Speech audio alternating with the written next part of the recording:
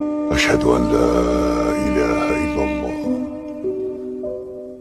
وحده لا شريك له. வரலாறு என்பதற்கு பெரிய ஒரு முக்கியத்துவம் கொடுக்கப்பட்டிருக்குது. நீங்கள் ஹதீஸ் கிரந்தங்கள் எடுத்துக்கொண்டீங்கன்னு சொன்னால் புகாரி, முஸ்லிம், திருமதி, நசை, இப்னு மாஜா, அபூ தாவூத்னு சொல்கிற எல்லா கிரந்தங்களை நீங்கள் பார்க்கலாம். அதில் பாபு அல்லது கிதாபு பதஇல் ஹல்க், படைப்பின் ஆரம்பம் அப்படின்ற ஒரு பகுதி இருக்கும். படைப்பில் ஆரம்பத்தில் இருந்தானே வரலாறு ஆரம்பிக்கும். மனித குலத்தின் வரலாறு ஆரம்பிக்கும் படைப்பின் ஆரம்பத்தில் இருந்து. ஆனால் உண்மையிலே படைப்பின் ஆரம்பம்தான் இந்த அண்ட சராசரத்தின் அல்லது இந்த உலகத்தின் ஆரம்பம் என்பதல்ல. உலகம் 1000 வருஷம் இந்த டைனோசர்லாம் கண்டுபிடிச்சுன்னு சொல்கிறாங்களே, அப்படி இருந்தா விளங்கிட்டா 6000 வருடம் 10,000 வருடம் இருக்கலாம், இல்லாமலும் இருக்கலாம். எங்களோட பிரச்சனை மனிதன் உருவாகினது. மனிதன் உருவாகிய ஆரம்பம் வேறு, உலகத்துடைய அல்லது அண்ட சராசரங்களுடைய ஆரம்பம் என்றது வேறு. இப்போ நாங்கள் ஆதம் அலைஹிஸ்ஸலாம் என்று பேசுறது மனிதனுடைய ஹிஸ்ட்ரி, விளங்கிட்டா? அதான் பார்க்கணும்.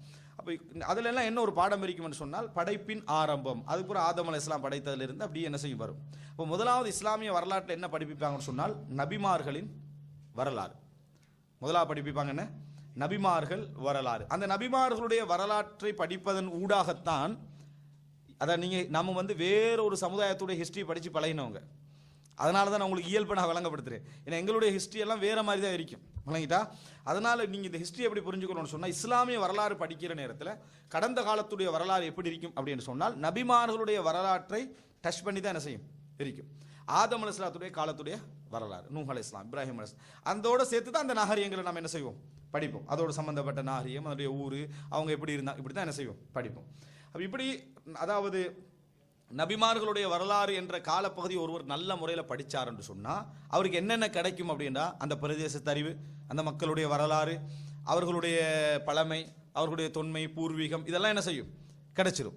அதோடு அந்த நபியுடைய பிரச்சாரம் அதெல்லாம் என்ன செய்யும் கிடைக்கும். அப்போ உங்களுக்கு கடந்த கால வரலாறை படிக்கணும் அப்படின்னு ஒரு முஸ்லீமாக இருந்துக்கிட்டு நீங்கள் அதை அணுகணும் அப்படின்னு நினச்சிங்கன்னு சொன்னால் நல்ல முறை என்ன நபிமார்களுடைய வரலாற்றை படிக்கிறது. படித்தாலே ஒரு சமூக வரலாறு என்ன செய்யும் மற்றவர்களுக்கு கிடைப்பதை விட பல வகையில் எங்களுக்கு கிடைக்கும். ஒன்று நம்பகத்தன்மை, ரெண்டாவது அதாவது என்ன சொல்கிறது எல்லாத்தையும் உள்ளடக்கிற அமைப்பில் பூரணம் அது கிடைக்கும்.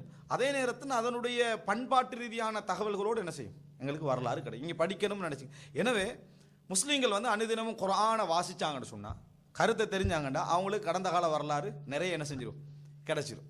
ஏன்னா குர்ஆன் அல்லாஹ் தஆலா பல நபிமார்களுடைய விஷயங்களை சொல்கிற நேரத்தில் அந்த சமுதாயத்துடைய ஹிஸ்ட்ரி, அவங்க யார், அவங்களுடைய இனம் என்ன, இதெல்லாம் சேர்த்து தான் அல்லாஹ் என்ன செய்கிறான் அவர்களை சொல்கிறான். எனவே குர்ஆன் ஒரு மிகப்பெரிய சோர்ஸ், ஒரு மூலாதாரம் எங்களுக்கு வரலாற்றை தெரிந்து கொள்வதற்கு மிகப்பெரிய மூலாதாரம். குர்ஆனை 3 பகுதியாக பிரித்து சொல்லுவாங்க அறிஞர்கள். முதல் பகுதி அகீதா, இரண்டாவது பகுதி சட்டங்கள், மூன்றாவது பகுதி வரலாறு. அப்போ இந்த வரலாறு என்றது ஒரு 3இல் 1 பகுதி குர்ஆனில் என்ன செய்யுது இருக்குது. அப்போ நம்ம குர்ஆனை படித்தாலே எங்களுக்கு ஒரு பெரிய ஒரு பகுதி கிடைச்சிடும். இரண்டாவது ஆதாரபூர்வமானதுன்னு நான் சொன்னதுக்கான காரணம் நம்ம எல்லாம் ஹிஸ்ட்ரி படிச்சிருப்போம் தானே. அங்கே எல்லாம் எங்கே ஆரம்பிக்கும் மாட்டா குகையிலேருந்து ஆரம்பிக்கும் வரலாறு. குகை இது மனிதன் குகைக்குள்ளே தான் ஒரு காலத்தில் செஞ்சால் வாழ்ந்தான், நிர்வாணமாக வாழ்ந்தான், மிருகங்களை என்ன வேட்டையாடி நெருப்பு இல்லாமல் சுட்டு திண்டு பிசாசி மாதிரி வாழ்ந்தான் மாதிரி தான் என்ன செஞ்சிருப்பாங்க அங்கே காட்டிருப்பாங்க. பிறகு கொஞ்சம் கொஞ்சமாக கற்றுக்கொண்டான் அப்படின்னு சொல்லுவாங்க. இது இஸ்லாமிய வரவதில் தப்பு. இது டார்வின் சிந்தனை வந்த பின்னால் உருவாகிய குரங்கு வரலாறு தான் இது. எந்த வரலாறு? குரங்குடைய வரலாறு தான் இது. நம்ம குரங்கல்ல.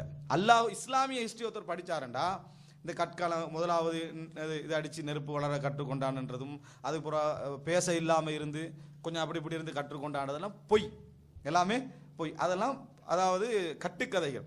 இஸ்லாமிய வரலாறு நீங்கள் ஆரம்பிச்சிங்கன்னு சொன்னால் மனிதன் அல்லாஹ் தஆலா வலக்கத் கர்ரம்னா பனி ஆதம், நாங்கள் மனித சமுதாயத்தை கண்ணியப்படுத்தினோம். வஹமல்நாஹும் ஃபில் பர்ரி வல் பஹர், அவர்களை நாம் நிலத்திலும் கடலிலும் சுமந்தோம். அல்லாஹ் தஆலா என்ன செய்கிறான் மனிதர் சமுதாயத்தை கண்ணியத்திலிருந்து இறக்குறான்.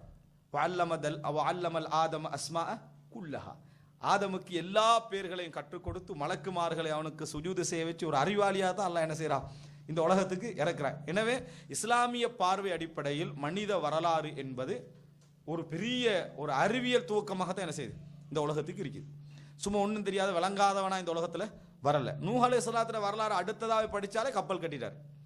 என்ன ஒரு பெரிய கப்பல் ஒரு பிரளயத்திலிருந்து காப்பாற்ற அளவுக்கு பல படைப்பினங்களை காப்பாற்றி போகிற அளவுக்கான ஒரு இது படிச்சு இன்றைக்கும் உலகம் அதை பேசுது.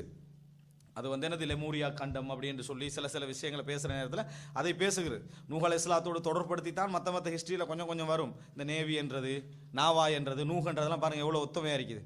கணக்கிட்டா நேவி என்று சொன்னால் கடற்படை தானே, நாவா என்றது கப்பல் தமிழில் சொல்கிறது. அப்போ நூஹ் கிட்டத்தட்ட என்ன அந்த வார்த்தைகளுக்கும் இந்த இதற்கு சம்பந்தம் இருக்குது.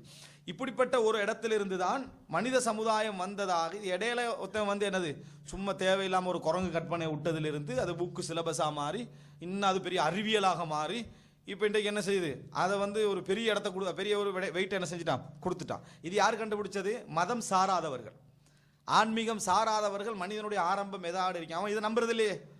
பைபிளே நம்புறதில்லை, குர்ஆனை நம்புறதில்லை, பகவத்கீதை நம்புறதில்லை, தோராவை நம்புறதில்லை. அவன் தான் இதை கண்டுபிடிச்சான். எதை? குரங்குன்னா குரங்கு வரலாற்று என்னது, நாம் குரங்குல இருந்து வந்தவர்கள் அப்படி என்றதை கண்டுபிடிச்சான். சரி.